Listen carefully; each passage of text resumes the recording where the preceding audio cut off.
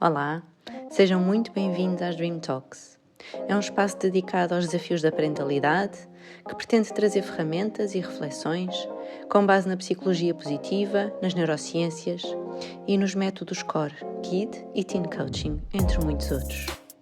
Espero que vos seja útil e que vos ajude a construir a vossa família de sonho. Olá, eu sou a Inês Sotomayor, sou arquiteta de sonhos e hoje tenho aqui comigo uma amiga, uma parceira, uma companheira já de algum tempo e que tenho muito gosto de que tenha aceito aqui o meu convite. É a Sílvia Cópio. A Sílvia é mãe, educadora e desafiadora, e bastante.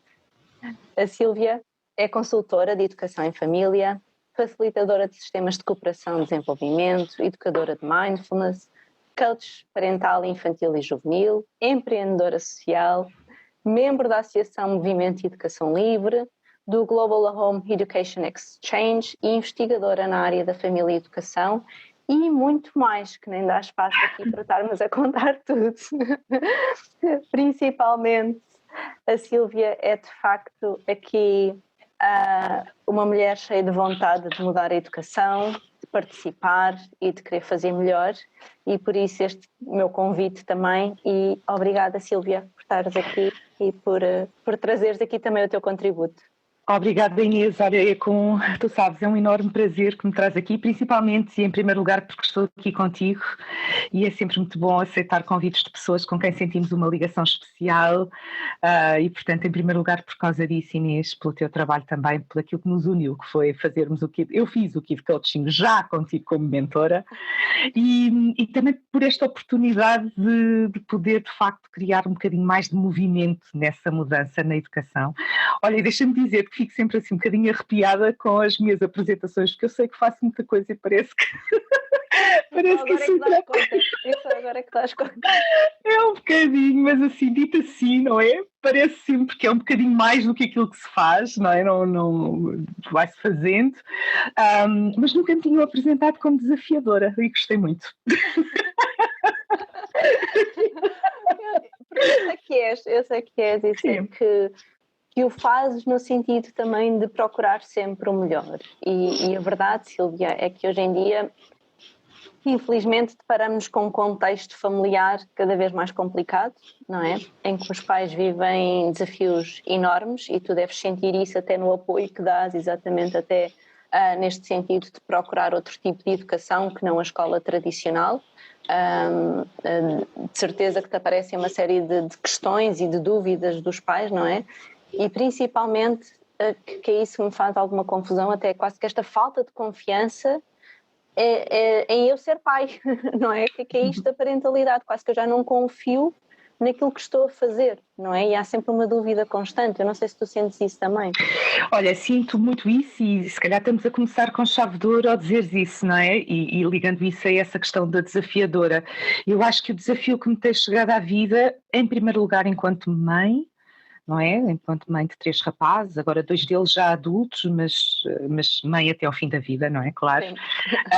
Parentalidade até ao fim da vida, portanto isto não corresponde só à idade escolar ou à aprendizagem, mas eu sinto que o desafio que temos na sociedade atual é, em boa parte, resgatar a confiança natural que existe no simples facto de sermos pais, mães ou familiar e cuidador que está encarregue, não é, do ambiente familiar de determinada criança e jovem. E eu desde muito cedo, quando digo muito cedo é desde o meu primeiro filho, desde que ele era muito pequenino, e quando recordo, não é, de onde é que isto me chega, de onde é que isto vem? Bem, se calhar vem consigo ir mais atrás, não é? Mas agora não vou aí. Assim, em termos práticos, surge precisamente com a surpresa que eu senti nas várias etapas da minha própria parentalidade, em que me fui apercebendo de que a exigência era desmedida e era uma exigência social e que saía muito fora daquilo que é natural, daquilo que é intuição, daquilo que surge quando cada um dos nossos filhos nasce. Sim, uma E, portanto, pressão muito muito o que eu grande, faço. não é? Uma pressão muito grande para se ser os pais perfeitos, para acertarem tudo. E o que é isso até? Quer dizer, quem somos nós para dizer que eu é que sei o que é a perfeição, ou o que é que está certo e o que é que está errado? E parece que tendemos sempre a tentar ir de encontro a algum padrão que nem sabemos muito bem qual é. É isso que é impressionante. E aí, na busca desse padrão, parece que nos esquecermos de nos buscarmos a nós próprios, não é? Porque não existem duas maternidades, parentalidades, não existem paternidades repetidas. Existem, obviamente, inspirações, orientações que todos nós temos, que todos nós procuramos, não é? Mas nós não precisamos de sair de nós próprias, não é? Há muita matéria interior. Sim. Com isto dizer que, claro que estamos sempre numa busca e estamos sempre a aprender, claro que sim, até porque aprendemos é com eles, principalmente, não é, Silvia? Mas Sem agora dúvida. é giro, tu a dizeres isso, olha que isto realmente isto é uma troca, não é? Que agora também me estava a lembrar que as poucas vezes que eu realmente me arrependi, entre aspas, daquilo que eu poderia ter feito ou do melhor, não é? Que nós queremos sempre entregar aos nossos filhos, foi sempre que eu senti que eu não segui aquilo em que eu acreditava e segui aquilo que se calhar me estavam a dizer. É engraçado, agora é que caiu mesmo a ficha, vou ser sincera, foi assim agora. É que este acreditar em nós, de facto, independentemente de termos as ferramentas todas ou o conhecimento todo e mais algum, é acreditar que estamos a fazer o melhor que sabemos, não é? Sim, é muito por aí. sim. Sim, e nesse melhor que sabemos, e como tu dizes, não é? Eu acho que também é uma coisa muito natural nas mães e nos pais, e quando fala aqui em mães e pais, entenda-se sempre o familiar cuidador, não é? Eu tenho sempre muito esta sensibilidade, sabe, Inês? Só que um parênteses, não é? Também me chegam algumas famílias que têm outros modelos, não é? Que têm, Exatamente. por Cada força vez das mais. suas histórias, Cada vez pronto. mais. Então, gosto sempre de fazer sentir que quando falo aqui em mães ou em pais, na verdade, estou, a regra geral, a falar do familiar cuidador. Claro que tenho uma natural tendência, às vezes, para expressar o meu testemunho enquanto mãe, não é? E é enquanto mãe, porque sou mãe. Mas isto para dizer que esse instinto, não é? Essa predisposição natural para nós irmos encontrando respostas que, mais uma vez, não são necessariamente respostas desprovidas do apoio de profissionais, de pessoas que nos inspiram, de pessoas à nossa volta. Não, também não é trocar o preto pelo branco, não é? Mas Exatamente. fazer uma reflexão própria sobre o que é que eu estou a sentir, que conhecimento interno eu tenho sobre isto.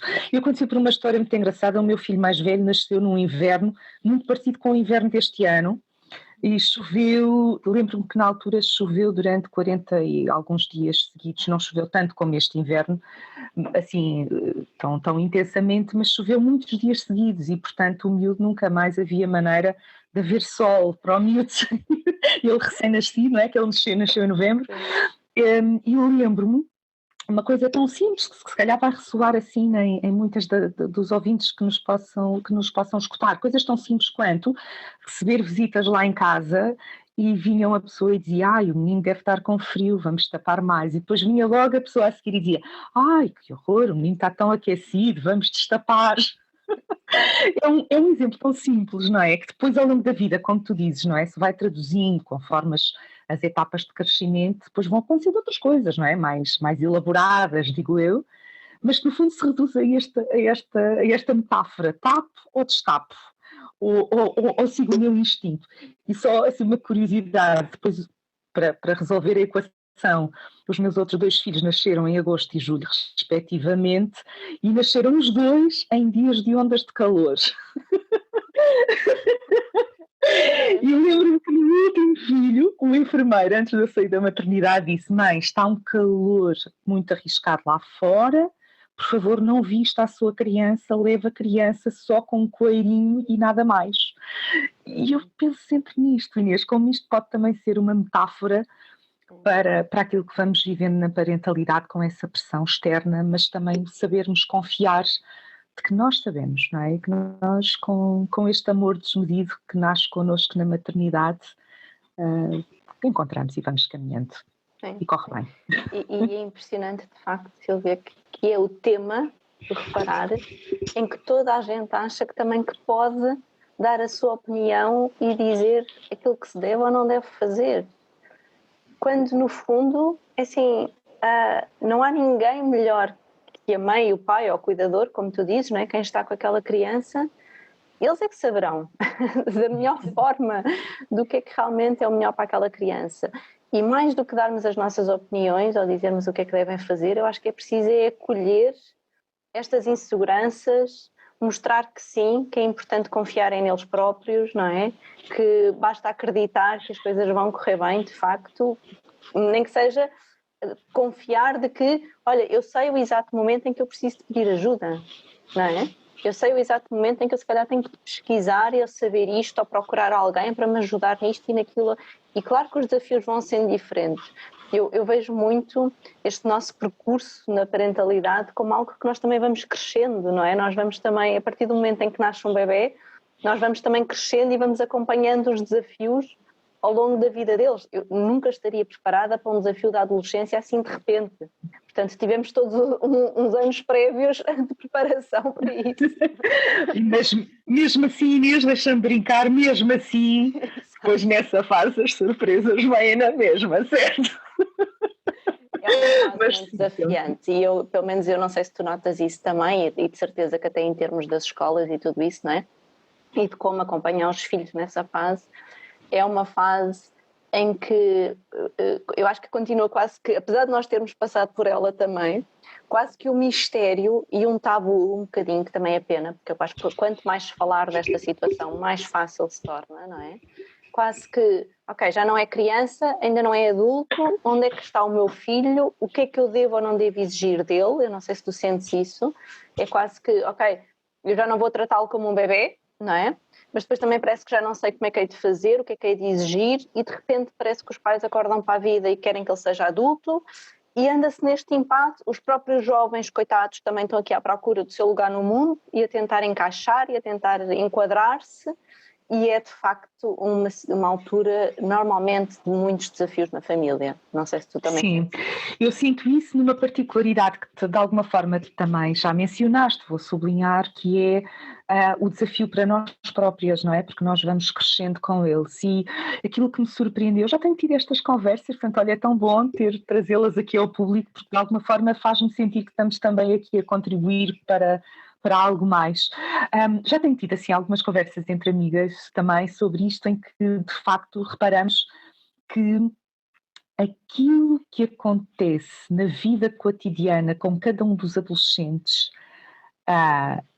acaba sempre por representar alguma surpresa no modelo em que acontece, ou seja, muitas vezes é precisamente aquele aspecto que eu não desejo que venha a acontecer, que eu não quero repetir enquanto mãe, que eu quero cuidar, que neste período da adolescência surge de forma surpreendente como algo que, ok, é isto que eu tenho de trabalhar. Afinal, eu achava que isto... E por isto também, para não ficar assim muito abstrato, às vezes estamos a falar, por exemplo, em detalhes de linguagem. Sim. Ou determinadas expressões que utilizamos, só para não deixar também assim aqui muito abstrato, para concretizar um bocadinho mais. No entanto, é precisamente esse tempo de convivência, não é? Esse tempo de atenção, de cuidado que nós já tivemos com eles ao longo do tempo, que nos prepara para depois, mesmo perante esses desafios, irmos vendo como é que vamos lidando com eles ou não. E vou aproveitar, Inês, estava aqui a pensar se aproveitava ou não, vou aproveitar, uma coisa assim desafiante, que é, ultimamente tem surgido muito à vida momentos de conversas sobre o quanto nós estereotipamos os adolescentes como aqueles que fazem sempre disparates, que já temos que estar preparados porque já sabemos como é que eles são, que aí vem, e eu gosto muito do período da adolescência, aliás já era alguma coisa que eu trabalhava mesmo antes de ser mãe. e fico com uma vontade muito grande de contribuir para desmistificarmos este pressuposto, porque isto são julgamentos que eu francamente gostava de saber melhor de onde é que virão, não é? Quer dizer, eu sei de onde é que vêm mais ou menos, não é? Mas gostava de fazer reparar, não é? Eu própria faço isso em mim, em primeiro lugar, primeiro fazer reparar em mim, não é? Mas, de uma forma geral, há uma associação de algum juízo de valor a partir de uma certa idade que até os desconforta a eles. Eles próprios ficam muitas vezes aí nos 13, 14, 15 anos, não é? Principalmente quando crescem. Revolta, não é, Sílvia? Só vai gerar revolta. Exatamente. Não é? E perguntam, mãe, porque é que aquela pessoa... aborrecência, ou a idade do armário, ou, não é? Espera que isto passa, isto há de passar e ele há de ficar melhor, coisas assim. Quer dizer, não é? Não ajuda, de facto. É isso mesmo. São os tais rótulos que se colocam, não é? E que só vão, e nós sabemos que o ser humano é mesmo assim, portanto, quando me colocam um rótulo, eu tendo a ir às expectativas do que ainda por cima as pessoas de referência colocam, não é? Portanto, eu vou fazer de tudo para que isso realmente aconteça, não é? É este viés da confirmação que vai acontecendo. Claro. Não é? Até posso questionar mentalmente porque é que eu hei de ser diferente se já tenho este rótulo, não é? E depois lembrar-nos, não é? Que o período da adolescência é um período de grandes alterações emocionais, de grandes alterações bioquímicas, de uma série... Quer dizer, o ser humano nesse período de vida já tem tanto que tratar, não é? Que estar permanentemente a escutar, mesmo que não seja de uma forma intencional, mas a verdade é que escuta frases depreciativas, julgadoras, etc., muitas vezes são um contributo indireto muito forte para baixas de autoestima, para questionamentos que já existem, não é? Portanto, não estou aqui a culpar ninguém, não estou a dizer que... Exatamente, já por si só já faz parte. Por si só já existem, pronto. Mas de facto isto é algo que, quer dizer, que é algo que eu gostava de encontrar, sabes, Inês? Qualquer coisa entre... Também o não endeusamento, não é? Que às vezes nós também falamos da parentalidade, como é óbvio, não é? Fugirmos a 7 pés dessa tendência que eu acho que estamos a ter a nível do nosso período de vida. Não ir para o outro extremo e não estar com eles nas palminhas ou dizer tudo que sim, e quer dizer, pelo contrário, os limites é a segurança que nós passamos para eles da melhor forma em qualquer fase da vida deles. Quer dizer, isso é fundamental, sem dúvida, Sílvia, sim. Mesmo. É um período de grande autonomia, não é? De grande espaço para os deixarmos ser, sem cair nesses extremos. Por outro lado, também um bocadinho esta atenção, já agora este convite à atenção à linguagem, ao que se diz antes de se pensar, não sei. Eu às vezes penso, Sílvia, será que isto, porque é o que eu te digo, nós também passamos por esta situação, não é? Parece que apagamos de alguma forma, ou nos esquecemos, não sei. Será de alguma forma quase que um medo? Porque assim, nós sabemos que as nossas reações são todas projetivas, certo? Dizem muito mais sobre nós do que sobre o outro. Portanto, eu quando se calhar não deixo o meu filho sair, ou quando tenho que ir ver o telemóvel, ou quando me irrito porque ele está desmotivado, não estuda, ou o que for, o que é que isto também está a dizer sobre mim? E, portanto, é fundamental, de facto, para nós estarmos no nosso melhor enquanto pais, olharmos para dentro e olharmos para o que é que nos gera desconforto, porque é que eu reajo desta forma, não é? Eu acho que cada vez tem sido uma descoberta maior e eu acho que também nunca paramos, não é? Estamos sempre aqui nesta busca, porque é o que tu dizes, também cada filho nos faz desafiar em coisas diferentes. E pronto, eu também nos meus 3 também vou procurando coisas diferentes, mas é este olhar de que se isto me está a incomodar tanto, se eu não estou a saber lidar, então que outro olhar é que eu posso ter sobre isto? Porque eu acho que depende muito dessa forma como é que nós olhamos para eles. Não sei se... Sem dúvida, completamente. Cada vez, aliás, eu até tenho um princípio que é precisamente a nossa autorregulação em primeiro lugar, não é? E quanto mais sentirmos que estamos no momento em que nos apercebemos que alguma coisa nos está a tirar do sério, digamos assim, se calhar é precisamente aí que vale a pena eu perceber como é que eu estou a ser reativa porventura a determinado comportamento do meu adolescente ou, por oposição a isto, estou a dar resposta. Inês, e aqui também faço um bocadinho a ligação, é por isso que eu também, na minha formação mais recente, quis muito explorar o programa de gestão de stress baseado em mindfulness, porque me apercebi, e o meu desejo com esse programa, não é, surge precisamente aí, como é que nós adultos nos podemos trabalhar, não é um programa ligado exclusivamente à parentalidade, portanto é um programa de gestão de stress e dor para todos os adultos, mas foi precisamente por aí que eu desejei fazer esta ligação, que é, primeiro, mais uma vez, comigo mesma, não é? E também permitindo que no meu dia-a-dia, não é, possa também ir contribuindo para que outros pais possam encontrar formas de autorregular, se autodescobrirem, sem julgamento nenhum, não é? Já aquela ideia passada de que o meu filho vai ter que ser como eu, isso já é dos nossos avós, já nem é dos nossos pais, espero eu. E portanto nós hoje sabemos e temos um acesso a tão mais informação, não é? Temos tão mais que podemos de facto usar e acrescentar isto que é, e com isso, depois desse momento de autorregulação, também cuidar a comunicação, não é? Que é uma coisa que eu acho que a linguagem é uma coisa às vezes tramada, não é? Com os adolescentes e com todos, não é? Com todas aqui é... Sim. Mas eu sinceramente, e por mais que todos nós consideremos que até sabemos comunicar, não é? Quase que parece um bocadinho inato, ok? Eu nasci, comecei a andar, comecei a falar e portanto isto até vai, não sabemos. Eu acho que é rara aquela pessoa, e contra mim falo, porque também estamos sempre a aprender, não é?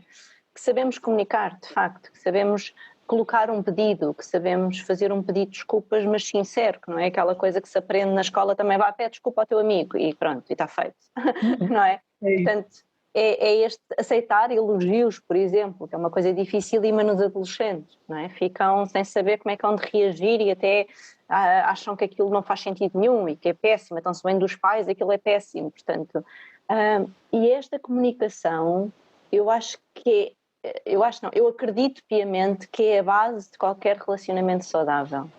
E também está na base, infelizmente, da maior parte dos problemas que me chegam e que eu vejo diariamente. Quer entre os jovens, portanto, entre pares, quer entre o pai e a mãe, por exemplo, no casal, quantas situações, não é? Quer de passar para os filhos, e claro, isto aqui é a base, depois isto transforma-se na parte profissional, não em todo o resto, porque eu, sinceramente, eu vejo muitas questões que eu vejo profissionalmente, não é? Que a gente vê colegas nossos, ou quando vamos a empresas, ou tudo isso, aquilo é só um reflexo do que se passa em casa, não é? Eu não consigo falar com os colaboradores da minha equipa, dificilmente eu consigo falar com o meu filho, não é?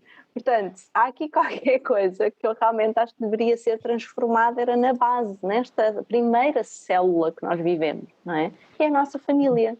Sim. E muitas das representações que temos de comunicação, não é, no nosso dia-a-dia, até vêm precisamente da nossa história de vida lá atrás. Pronto, o tal bocadinho que eu não estou a querer levar hoje, porque senão ficávamos aqui. Mas...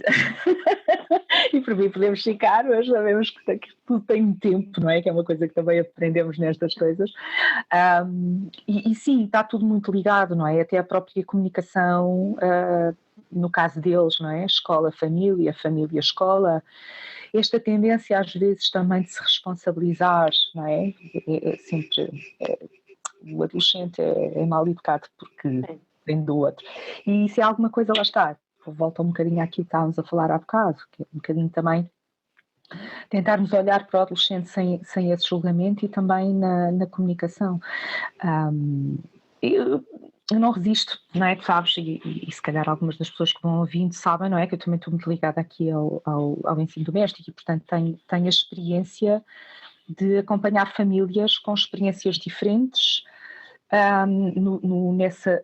quando digo diferentes, é diferentes no tempo, portanto, a quantidade de tempo que as diferentes opções permitem, naturalmente, de uma forma natural, e de facto essa questão da comunicação é algo que eu também verifico como sendo, eu diria que é quase permanente, não é? Eu às vezes até tenho que fazer um esforço, não sei se te acontece, Inês, às vezes tenho que fazer um esforço para não antecipar, não é? Porque às vezes já estou tipo, ui, espera, lá vamos à comunicação outra vez, mas depois, pronto, nós sabemos que por uma questão de princípio convém não anteciparmos e deixarmos, não é, que os diferentes processos tenham os tempos necessários e sem a nossa, não é, os espaços são das famílias, não são nossos, mas de facto é muito frequente e há uma relação, de facto, no meu entendimento, há uma relação direta à forma como se dedica tempo, não é? Portanto, não só à quantidade de tempo, porque eu também acho que se cria um mito à volta daquela frase de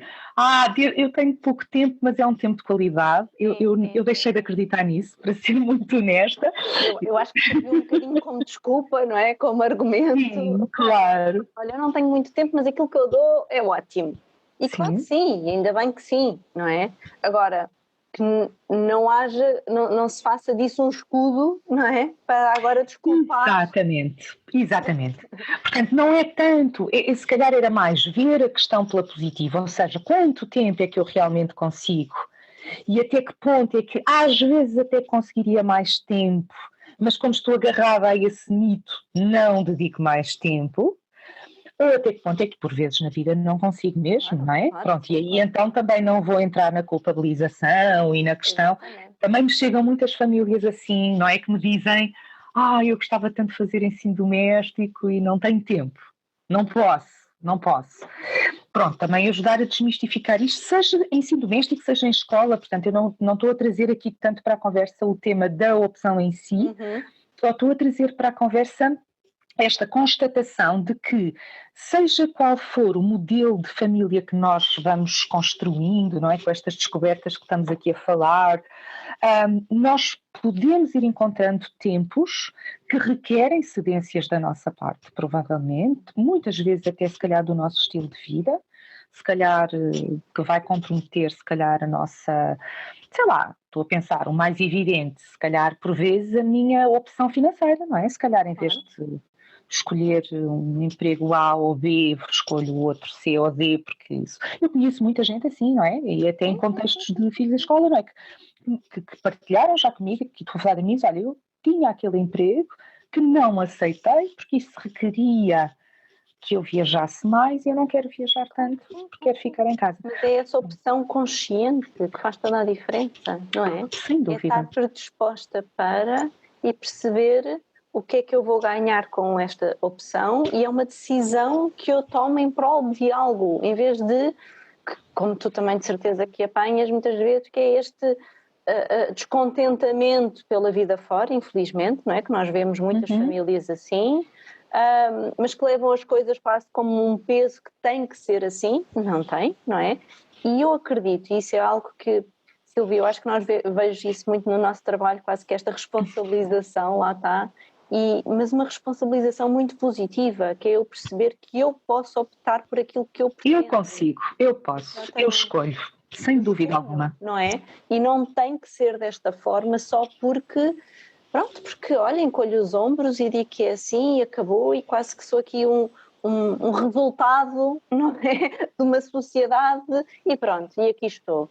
E eu acho que às vezes, eu não sei se tu notas também, são os próprios filhos que educam os pais neste sentido. Sem dúvida. Eu vou contar uma historiazinha muito rápida, assim. O meu filho mais novo era muito pequenino, tinha pai 6 anos, 6, 7 anos, mais ou menos. Não, devia ser um bocadinho mais velho, desculpem, pai 8. Bom, e eu fui durante muitos anos presidente do Movimento de Educação Livre, que defende precisamente esta diversidade, esta possibilidade de diferentes escolhas. E na altura, não é, os meus filhos viam muito a falar sobre a liberdade de escolhas na educação, e esse meu filho estava em ensino doméstico, e quando eu às vezes lhe dizia, bom, agora vamos sentar-nos aqui a estudar um bocadinho de matemática, ou o que fosse, ele muito pequenino um dia diz-me, pois, tu dizes, desculpa estar-me a rir, tu dizes que defendes a educação livre, mas a mim não me dás liberdade nenhuma. E ele era muito pequenino quando disse isto. E digo isto assim também para ilustrar. Ele era pequenino, mas isto até podia representar uma situação ou outra da adolescência, não é? Já que falámos aqui na adolescência tantas vezes, não é? Quantas vezes, a propósito de outras coisas, não nos dizem alguma coisa deste género, e precisamente para ilustrar esta questão, não é? Que nós, quando fazemos determinada escolha, quando fazemos determinada ação, muitas vezes são os nossos filhos que nos confrontam com um pedido de reflexão. Então, estás exatamente a querer desenvolver o quê na tua vida? Claro que isto é uma pequena história, não é? Que teria Mas, muitos. Silvia, eu acho que acontece quase todos os dias e às vezes nem damos conta. Porque assim, no fundo eles são o nosso espelho, não é? E estamos ali às vezes até para mostrar exatamente as incongruências que a gente possa estar a fazer e que nem dá conta e que todos fazemos, lá está. Nós não é também por termos as ferramentas que agora temos uma família fantástica e tudo corre às mil maravilhas. Os desafios estão lá e nós temos exatamente os nossos filhos para nos chamarem a atenção da melhor maneira. Às vezes eu acredito, Inês, que quanto mais nós estamos atentos a esses desafios que nós próprias também temos, não é? E disseste aí uma coisa muito importante, mais preparados, não é? Podemos estar para o exercício da empatia e de um bom trabalho para com as outras famílias, porque não fica tão abstrato. E isso que tu já referiste, que eu acho que é tão importante, que é ninguém busca a perfeição, não é? Porque a perfeição, bem, é como ela era entendida há uns anos atrás, era o maior erro pedagógico, não é? Porque se calhar uma boa pedagogia passa precisamente pela tentativa e erro e pela aceitação do erro. Pronto, e pela aceitação da diferença. Da diferença, porque lá está, o que é isso da perfeição? O que é isso não existe? Ou que padrão é esse que nós nos estamos a impor? Porque somos nós que nos impomos, não é? E quando nós pretendemos também ser mães ou pais perfeitos, estamos a colocar essa pressão nos nossos filhos para que também sejam filhos perfeitos. Exatamente. Isto só gera frustração. E é aí que não entra a boa pedagogia, não é? Não é bom. E há bocadinho tu também disseste uma coisa que já agora tinha-me só retomar, que é a questão do pedido de desculpa, não é? Que é quando nós, pais, isto é uma coisa que me surge muito também com as pessoas que me chegam, que é a dúvida às vezes que chega de, mas se eu pedir desculpa, se calhar estou ali a criar uma situação de submissão. Não, a questão muitas vezes está na intenção interior, como tu me disseste, não é? Eu pedi desculpa porque eu já estive atenta, refleti, verifiquei o que é que existe em mim naquela situação, o que é que corresponde e portanto há uma segurança, não é? Na voz, na postura física, há todo um contorno desse ensinamento que estamos a dar ao fazer isso, porque no fundo, é assim, lá está, por mais que nós possamos pregar as boas práticas, para os nossos filhos faça o que fazemos, principalmente, não é? Pronto. E portanto, se eu lhes digo, ok, é importante esse pedir desculpas, ser sincero, mas eu se calhar nem o sei fazer e quando o faço também é a ver se passo pelos pingos da chuva, então quer dizer, a incongruência é tão grande que eles realmente é isso que vão perceber e não a essência do que é que está lá, não é? E portanto, eu acho que o mais importante aqui, Sílvia, é esta, lá está, muito mais do que a perfeição, é esta congruência que a gente possa ter naquilo que faz, com aquilo que diz. E não precisamos de estar nesse tal pedestal, que eu acho que havia muito essa ideia, não é? De que os pais estavam hierarquicamente acima. E estão em termos daquilo que transmitem e do conhecimento que têm, que lá está, somos nós que estamos a ensinar e que estamos a educar.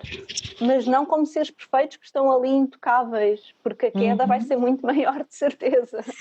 Sim. Sabes que eu continuo a gostar da palavra respeito, é uma palavra que cá em casa sabem que eu gosto imenso, porque gosto de tudo na vida, é uma palavra que me surge muito em todas as minhas relações interpessoais e com os meus filhos não é diferente, portanto eles ouvem muitas vezes dizer, bom, não, desculpa, é a mãe merece respeito, mas este respeito precisa de, esta palavra precisa ser desmistificada, não é o respeito temor ou distanciamento, ou a tal coisa intocável que estás a dizer, é o respeito no sentido do reconhecimento, consideração, o saber colocar no lugar, assim como eu respeito, não é? Cada um dos meus filhos ou o meu marido no lugar que cada um de nós ocupa neste sistema familiar. E, portanto, há uma coisa que eu tento passar muito e também tento passar muito às famílias que me chegam, olha, por exemplo, às vezes famílias que me chegam muito antes de tomada de escolhas sobre opções educativas, que chegam, no meu caso é o que me chega se calhar em maior quantidade, se eu tivesse que contabilizar.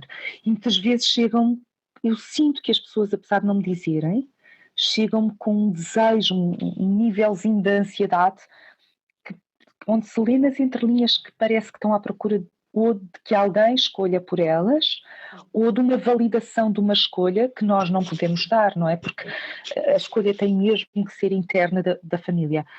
Mas há uma coisa transversal, mesmo nestas situações e nesta questão do respeito, que é, se eu estiver em descoberta, mesmo que seja numa fase um bocadinho menos boa, que às vezes acontece, não é? Com as pessoas que nos chegam, mas se eu estiver numa situação de integridade, de integração, se eu estiver nesse movimento de desejo e de ação para descobrir melhor o que é que eu desejo fazer com o meu filho, seja uma escolha educativa, seja um problema de conflito familiar, seja, olha, agora uma coisa que também te deve estar a surgir muito, não é? O vício dos ecrãs, que geram muitos conflitos, muita coisa que é muito atual, não é? Esta questão do saber colocar o respeito também dos filhos, não é? Requerer esse respeito, mas respeitar.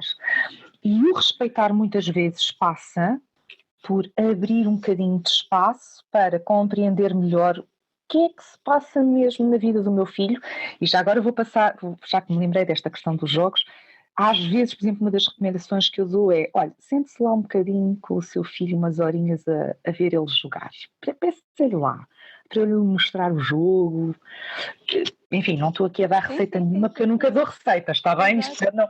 Mas às vezes passa muito por aí, porque o que é que estamos a fazer? Ter a perspectiva do outro, não é? Ter a perspectiva do outro. Exatamente. E ao termos a perspectiva, nós conseguimos ter essa consideração que nos pode validar esse respeito. O respeito pelo que o meu filho está a sentir.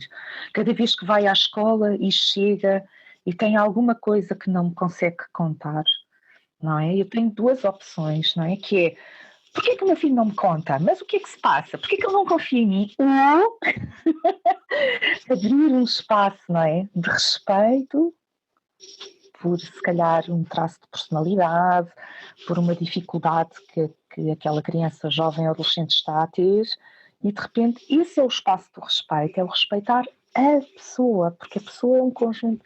Eu gosto muito desta parte, Inês, devo dizer. É muito engraçado trazeres isso, assim, é um dos meus valores vacilares também. Também. Pronto. O exercício dos valores é mesmo. Exatamente. Mas o que é engraçado foi a evolução que eu fui tendo de entendimento deste valor.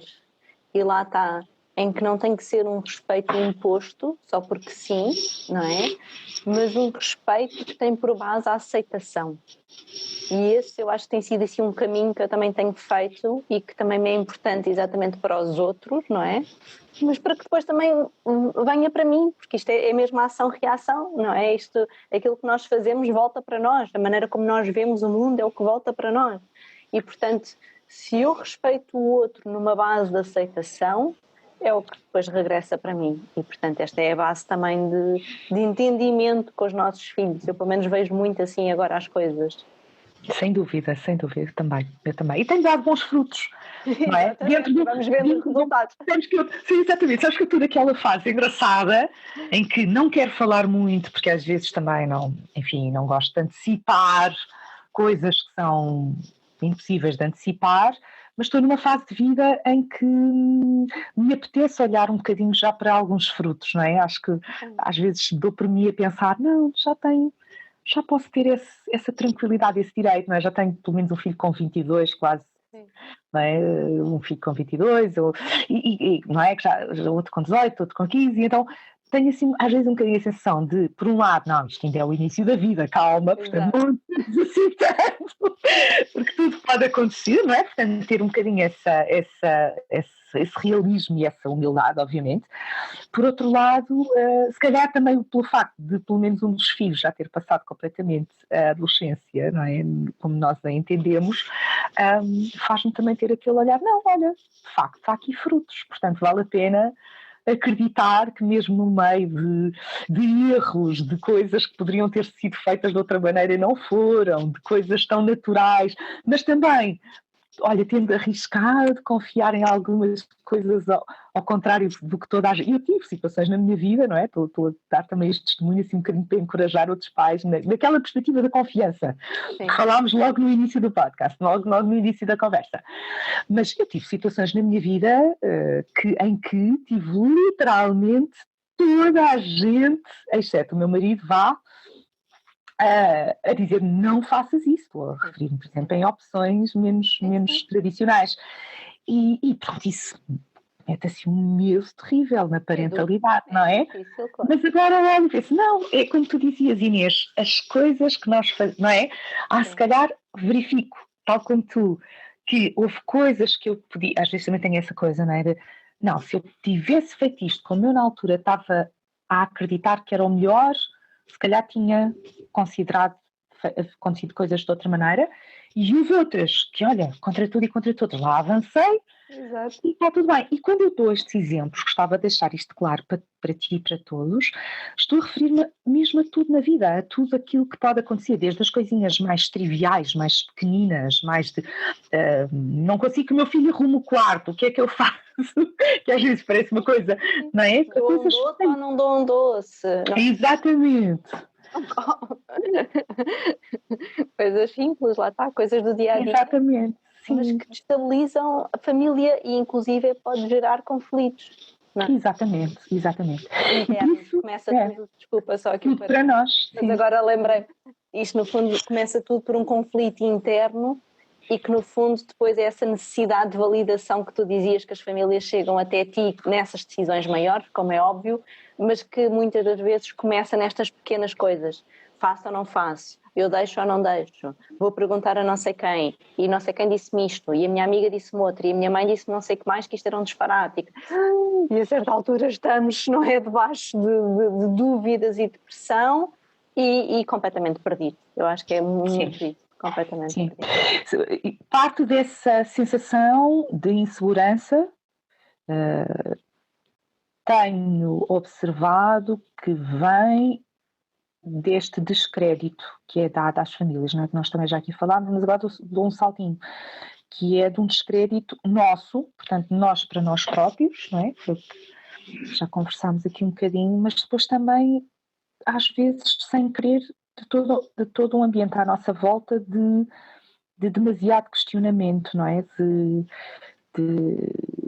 Porque vivemos muito esta situação em que quando verificamos que há uma situação grave da parte de alguma família, a sociedade tem tendência para extrapolar isso para o geral, não é? Penso mesmo que os pais não podem. E isso é uma coisa que às vezes induz, não é? Um determinado comportamento social que depois gera falta de confiança nas famílias. E pronto, e como eu dizia há bocado, eu acredito muito que temos que resgatar essa confiança, muito baseada no pressuposto de que um amor parental é alguma coisa incondicional, não é? E tudo o que não for assim são as exceções, que não entram nestas conversas, não é? Claro. Que existem, mas que são outra coisa, não é? Pronto. Exatamente. É um bocadinho assim. Silvia, a nossa conversa voou completamente. Estávamos aqui... Sim, claro. É uma coisa... temos mesmo sempre muitos pontos por onde falar e vamos nos perdendo e encaminhando, não é? Isto volta atrás e retomamos. Nós somos mesmo assim. Queria-te pedir que deixasse assim um conselho. Se tu tivesses que dar um conselho ou alguma indicação para quem está a ouvir... O que é que seria assim aquilo que te tem guiado ou aquilo que tem sido assim para ti de máxima importância? Olha, vou começar por brincar, está bem? Dizendo que nas minhas consultorias, não tanto no coaching, mas nas consultorias, no coaching também, mas nas minhas consultorias eu começo sempre as sessões por dizer que eu não vou dar conselhos. Exato. Por isso é que estou aqui a ser assim um bocadinho educativa, porque também gosto de... Exatamente, era isso que eu ia dizer, portanto, dizer que, pronto, mais uma vez foi um gosto estar aqui. Falta-me dizer uma coisa antes de responder, que é o que me atraiu muito e continua a atrair muito no processo do Kids e do Teen Coaching é precisamente este princípio de que os pais são os melhores coaches dos filhos e, portanto, desejo muito que ao longo desta conversa esse pressuposto tenha ficado muito claro para todos os familiares, cuidadores. Não há ninguém insubstituível. É a única relação interpessoal que ao longo da vida humana não se substitui, não é? Não se consegue substituir. Substituem-se amigos, entre aspas, colegas de trabalho, entre aspas, não se substituem pais e mães. O que é que eu diria assim às pessoas? O que é que me tem guiado? Eu se calhar vou agarrar mais aí nesse pressuposto. O que é que me tem guiado? Olha, para ser muito verdadeira, depois desta conversa tão agradável, dizer-te que sou uma pessoa muitíssimo... a minha vida, o meu interior, a minha predisposição para a vida baseia-se num pressuposto de fé muito grande. É um dos meus outros valores basilares.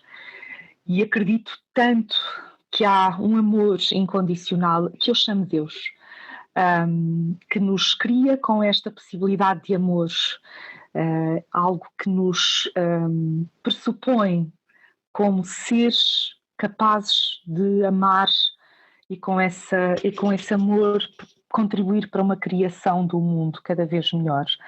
Então o que me move é eu acreditar que também eu, tal como tu, tal como qualquer das pessoas que nos possa ouvir, e mesmo aquelas que não nos ouvem, têm de facto um papel importante nesta criação global deste mundo melhor. E, portanto, aquilo que eu convido cada pessoa com quem eu me encontro, mesmo quando não uso esta linguagem, não é? Porque nem sempre uso esta linguagem mais espiritual. Aliás, acho que é a primeira vez que a estou a usar, para ser sincera, Inês, portanto, dou-te assim a honra de seres a minha anfitriã. Acho que é a primeira vez que a estou a fazer desta maneira. Mas é a minha verdade, ok? Portanto, eu acredito de tal forma que cada um de nós tem uma missão tão específica, um papel único nesta missão mais global, que o meu convite então para cada uma das pessoas é que tenham a coragem de cada vez mais tentar descobrir qual é essa missão, que não é o trabalho, é algo que está presente, que dá luz, que contribui para um mundo mais harmonioso. E quando descobrimos isso, a nossa parentalidade também flui naturalmente nessa mesma linha de acreditar que somos construídos para algo de bem. É isto que me move, Inês. Silvia, que bonito e obrigada. Obrigada eu. Por abrir aqui o teu coração também e por essas partilhas tão genuínas, que é o que eu adoro em ti, vou ser muito sincera. É tão genuíno e sincero. Tem sido assim um encontro desde o primeiro dia que estivemos juntas muito bonito e que tenho a certeza que vamos estar juntas muito mais vezes e por isso agradecer-te mais uma vez. Espero que vos seja útil, principalmente, que tirem daqui aquilo que ressoar convosco, que é isso que interessa. Eu e a Silvia estamos aqui para vos acompanhar, para qualquer questão que surja, qualquer comentário, e teremos todo o gosto também em partilhar convosco e em vos ajudar naquilo que for necessário. Obrigada a todos que nos ouvem e a ti, Silvia, um beijinho muito especial e uma obrigada gigante. Obrigada, Inês, um beijinho, obrigada a todos.